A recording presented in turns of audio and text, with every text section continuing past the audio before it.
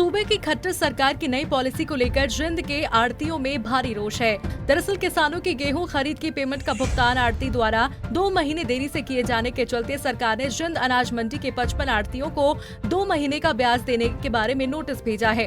Notice भेजे जाने से आड़तियों में सरकार के प्रति खासा रोष दिखाई दे रहा है। अब आड़ती पेमेंट देने में देरी की खामी सरकार की बता रहे हैं और उनका साफ तौर पर कहना है कि अब वो किसी भी हालत में ब्याज नहीं देंगे। आड़तियों की कोई गलती नहीं है। जमींदार के खाते में जो पेमेंट गई है वो 3 तरीके से गई है।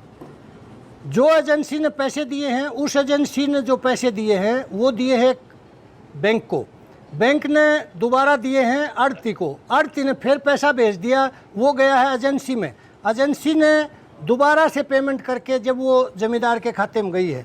ये बाई चांस किसी का 1 दिन या 2 दिन आगे पीछे हुआ है, कनेक्टिविटी नहीं है भाई, किसी का FCI कोड गलत हो गया, IFS कोड गलत हो गया, किसी का नंबर गलत हो गया।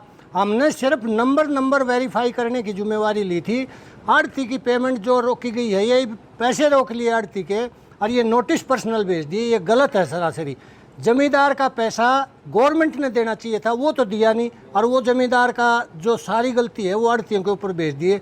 यहाँ कम से कम भी 1500 आड़तियों के जींद डिस्ट्रिक्ट में नोटिस आए होंगे कि जो भी देरी हुई है सरकार के कारण देरी हुई है, इसमें आड़ती का कोई कसूर नहीं। सबसे बड़ी बात तो ये है कि सरकार ने ये पोर्टल लागू नहीं करना चाहिए, पुरानी पद्धति पर ही कार्य चलना चाहिए था। पोर्टल की वजह से 1-2 दिन की जो देरी हुई है तो ये देरी का कारण भी सरकार है। और दूसरा विषय ये है, जैसे बिलिंग हुई है, बिलिंग के 72 घंटे के बाद सरकार ने कोई पेमेंट नहीं करी। सरकार ने 15-15 दिन में ठहर के 25-25 दिन ठहर के पेमेंट की है।